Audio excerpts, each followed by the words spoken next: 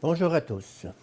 Je continue à vous partager des extraits du livre de Yves Semen sur la théologie du corps de Jean-Paul II.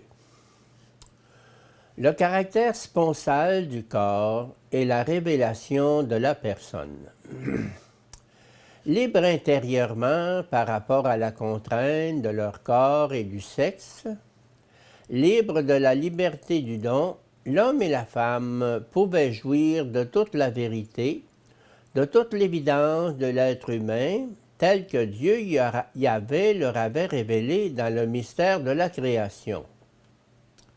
Si, comme nous l'avons constaté, à la racine de la nudité, il y a la liberté intérieure du don, le don désintéressé de soi, c'est précisément ce don qui permet à tous deux, l'homme et la femme, de se trouver réciproquement en tant que le Créateur a voulu chacun d'eux pour lui-même.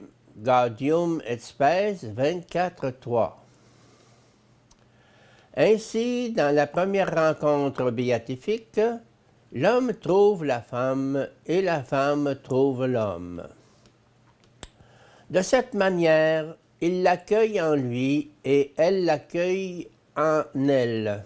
Il l'accueille telle qu'elle est voulue par le Créateur pour elle-même, telle qu'elle est constituée dans le mystère de l'image de Dieu à travers sa féminité.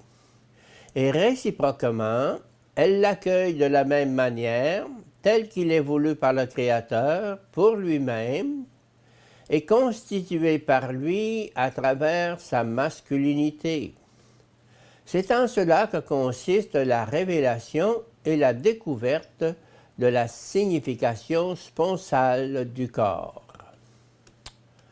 D'une part, cette signification indique une capacité particulière d'exprimer l'amour dans lequel l'être humain devient don.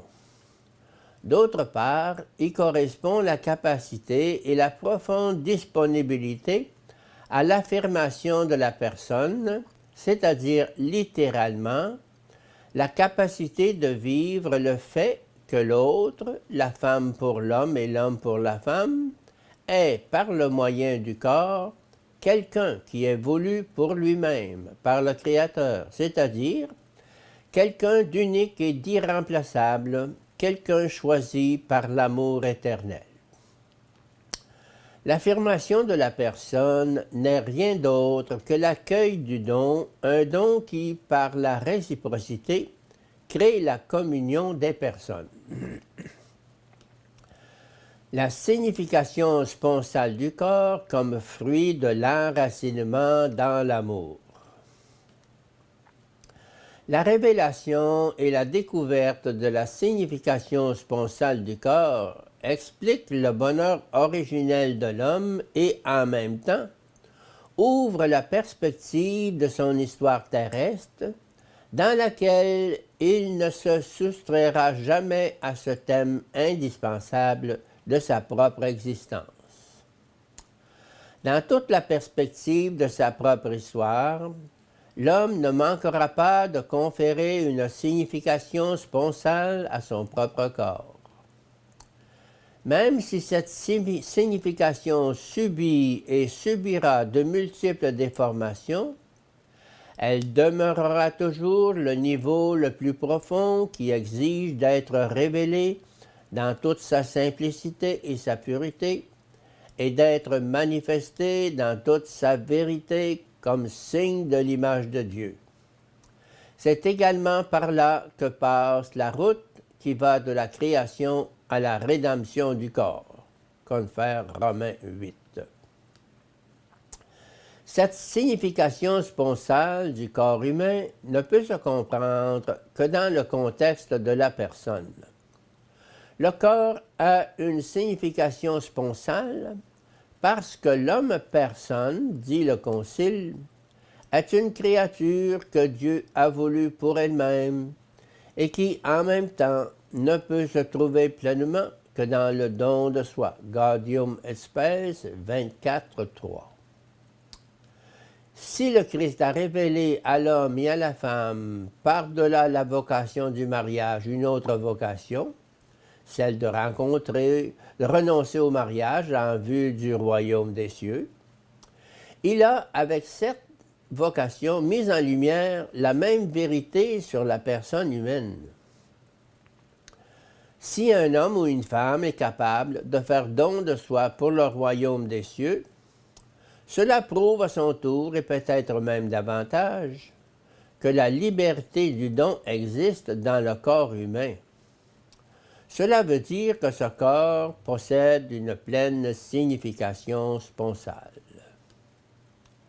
Le bonheur originel, l'origine béatifique de l'être humain que Dieu a créé homme et femme, Genèse 1, 27, la signification sponsale du corps dans sa nudité originelle, tout cela exprime l'enracinement dans l'amour.